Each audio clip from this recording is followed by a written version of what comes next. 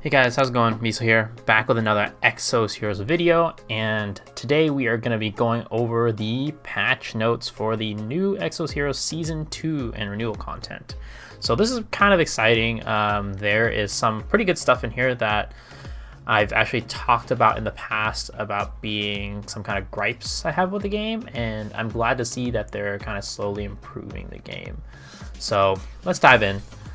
First piece of content that we're going to go over is the Labyrinth. So this is kind of like, I don't know how I feel about this update. So from what I can understand, well, let's start reading it. So what it's saying is that with the Labyrinth, what's going to happen is there's going to be 5 dungeons, and you get, I guess, different levels within those 5 groups of dungeons. And I think that that's pretty much the same as what it was before. I didn't make it to the end of the dungeon, the Labyrinth last time, because I didn't really have many Dragon Blood units, and I didn't have many units in general back then, so I couldn't really make it to the end. But I think from what I'm reading here, it's pretty much the same as before, but the difference is that there is a limit to how many dungeons you can clear per day. So there's 5 dungeons, and you can only clear 1 dungeon a day. So that kind of sucks. That's a bummer. I think in the past you could just go through all of them in one day if you wanted to. But yeah, they're saying that basically the reason why they did this is because you were able to clear through the dungeon so quickly, the Labyrinth so quickly, and they didn't want that. So I guess they're time gating us, which is annoying. Just let us clear it all in one day. Come on. All right. Well, I'm glad they're bringing it back though.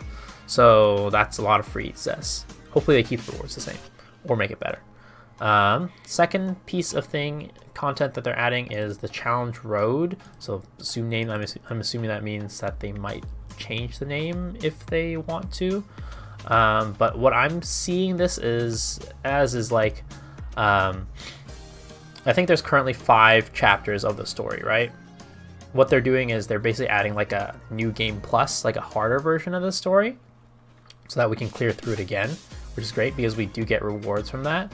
So you can earn additional chapter-specific rewards with the star mileage collected and clear missions. So additional rewards, more zest, hopefully, which is great. And it's more content for us to go through, which is great. The thing that I think, was it here? Let's see. No. So this was just the harder story. Yep. Perfect. And let's see. Oh yeah, here it is. So the challenge path content is based on the combined combat power of the organized team and consists of a system that is penalized for failing to meet a certain standard of combat capability. Unlike the previous story's dungeons, you have to satisfy the combat demands of each dungeon as much as possible to make this easier to clear. So I'm thinking, I mean, don't quote me on this, when it says it penalizes you for failing to meet certain standards, so, and they're saying that's unlike previous story dungeons, right? So currently how the story dungeon works is that you can just put any unit in there basically, right? No matter what element, no matter what class or whatever in there, and all it'll do is just like, you won't be able to break things as easily or whatever. But I'm thinking what this means is that if they're going to set out kind of like the challenge mode requirements for like units that you have to bring. Maybe it won't be like you can't clear that, like you can't play the story mission unless you have these units, like the story, like the challenge mode, because like for example the special stages, if you don't have a certain like type of unit, you can't do that stage, right? I don't think it's gonna be like that strict, but like it's gonna be the same thing, except you're gonna get penalized maybe in like the terms of how much damage you can do or how much health you have when you're doing that story if you don't have those conditions met. That's what my assumption is. All right, so this next one's kind of interesting. So here is one of the things that I was talking about, how at least at first, now it's not like that anymore, but at first they had a problem where people didn't use, like, I was talking about this in one of my previous videos, but everybody's Guardian Stones was basically just like light element, which nobody really had any good light element units. And they have like Guardian Stones with like different colors on it, and you'd basically never be able to break people unless you like use like a Loom who has a built-in break. So that, I think this is kind of addressing that, though the meta has kind of shifted in this way that doesn't happen anymore because people use like full set equipment. So I'm interested in seeing why they decide to do that now. But I think this is an interesting idea. It's an interesting change, and we'll have to see how it plays out. I'm thinking that it won't make too much of a difference, but we'll see. Yeah, and I think it doesn't make a difference because currently people just use full sets, and most of the time you could break those. But we'll see. Endgame PvP, maybe I'm wrong. I'm not there yet, but maybe it's like and then you beat the other team fast enough to where you don't need a break. But this definitely will make it so you break easier. So let's kind of dive into what this is. So it's a new enhancement system that once you reach level 90 on your unit, and I think what it is if you have 5 enhancements and 1 transcend on your unit, then you will be able to do a +1 enhancement. And what this +1 enhancement does is that it'll add an extra element to your attacks. So for example, regular Rudley, right? He's an earth element, a nature element, whatever you want to call it. Now you can add, let's say, a fire element to him. So he will now attack with both the fire element and the earth element. So he'll be able to break both fire and earth guardian stones. And I'm assuming how it's going to work is because you can add +2 element, +3, +4, +5. I'm thinking that this means you can have a maximum of 5 attack elements, which is kind of crazy and nuts. You'd think that, oh wow, you know, that means my unit can break all 5 guardian stones at the same time. So if somebody had like a rainbow guardian stone, they could just break everything at the same time. I don't really think that's how it's going to work. I'm pretty sure how it's going to work is going to be like when you're doing like the special stages for a challenge, the end boss is always able to break any guardian stone, right? No matter what guardian stone you have, it breaks it. So it's going to be like that. So it's going to hit you, whatever the enemy hits you, you know, whenever they hit you, they're going to hit you once and break 1 guardian stone at a time. So eventually if they hit you, let's say if you have 4 guardian stones, then it'll break all 4 of them, no matter what the element is. And in my opinion, that this is going to be given that it's level 90, it's definitely going to be for very endgame folks, but also in addition to endgame folks, it's probably going to be, unfortunately, more for the people who are, let's say, paying a little bit more money, because you have to have transcended your units, right? That means you have to have duplicates. I mean, sometimes you can get duplicates, but it's definitely hard when you're looking for something, right? Whenever you want that specific unit for, you know, the pool, it's always hard unless they're on a banner. So it's definitely going to be for people at the end game, and it's definitely for people who have a little bit more money to spend than others, which is kind of unfortunate. But I do think it is an interesting change and probably a good change for the long run, just because, yet again, it's a core element of the game, and you know, people should be interacting with it. Even though I think that now people are, because of the way that equipment sets work, but we'll see how it goes. I think it's overall positive. And if you scroll down a little below, it shows you the enhanced rates, right? At the moment, it looks like you need, I'm not entirely sure how it works. I'm not sure if you need one of these, all of these, or like maybe it's like, depending on how many upgrades you have, it uses a different currency, but it looks like they use gold, moose, the stones that you get for awakening weapons, that you get from Holy Dragon Grounds, heroic tokens that you get from disassembling, and then, let's see, yeah, I think that's what it is. Yeah, obtain for disassemble hero. So I think that's how you do it. And as you can see, with the director's intentions, it's hoping to help users make better use of the break system, which is a core strategy. It's a core system in Exos Heroes, which was one of my criticisms at the beginning of the game. Though I think that's kind of been fixed-ish. And then with core reverse, there's not really much detail, but it looks like Bernadette, the fake core Bernadette, is going to have this thing applied, the core reverse. And it's going to affect the skills of this fake core. We'll have to see what this specifically is, but you know, I don't think it'll be my opinion is that, like, my thought and gut reaction is that it's not going to be too big of a change. But we'll see.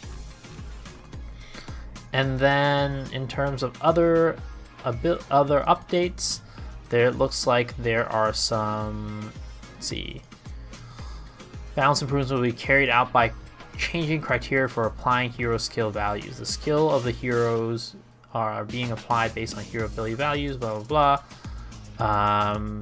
Basically, I think what they're doing is that they are balancing some of the maybe CP